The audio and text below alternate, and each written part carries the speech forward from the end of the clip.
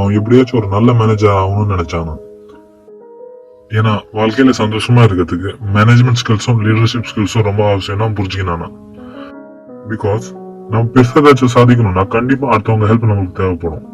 அப்போ நம்ம இந்த ஸ்கில்ஸ்ல பின்தங்கிட்டா நம்ம சான்ஸ் ஆஃப் சக்சஸும் ரொம்ப கம்மியாயிரும். இது மாதிரி பல காரணத்துக்காக அவன் ஒரு பர்ஃபெக்ட் மேனேஜரை தேட ஆரம்பிச்சானா. ஏன்னா அந்த ஸ்கில்ஸ் எல்லாம் அவர்கிட்ட இருந்து கத்துக்கிட்டு இவென்ச்சுவலி அவனும் ஒரு பர்ஃபெக்ட் மேனேஜர் ஆகணும்னு ஆசைப்பட்டானா. இதுக்காக அவன் சின்ன கம்பெனில இருந்து பெரிய கம்பெனிக்கு இன்டர்வியூ கொடுக்க ஆரம்பிச்சானா.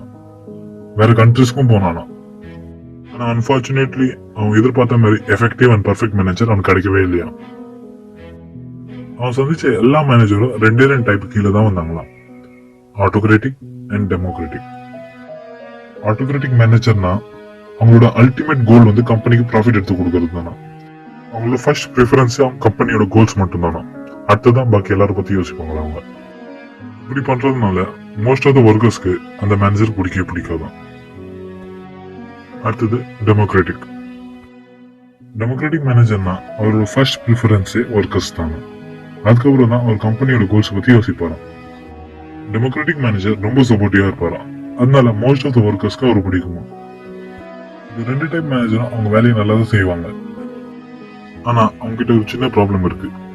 ஃபர்ஸ்ட் டைப் மேனேஜர் வந்து கம்பெனிக்கு நல்ல ரிசல்ட் வாங்கி கொடுத்துருவாரு. ஆனா அங்க இருக்க ஒர்க்கர்ஸை ஜெயிக்க மறந்துடுறாரு.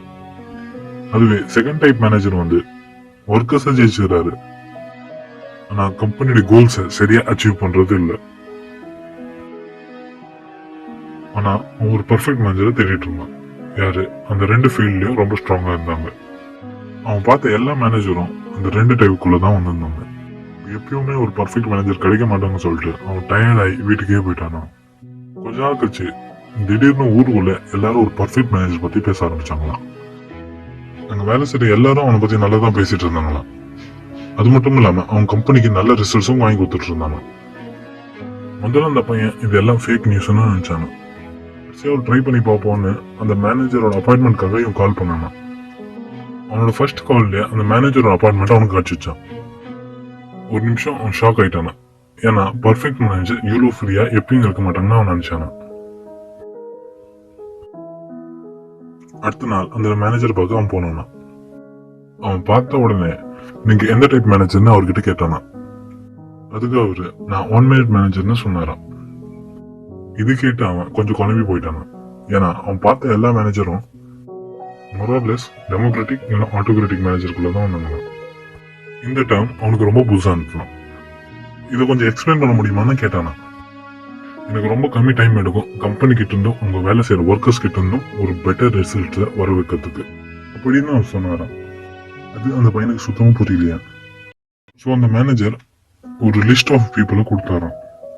இவங்க கிட்ட போனா நான் எப்படிப்பட்ட மேனேஜர்னு உனக்கு கிளியரா புரியும்னு சொன்னாராம். இந்த லிஸ்ட்ல 6 பேர் இருந்துதான்.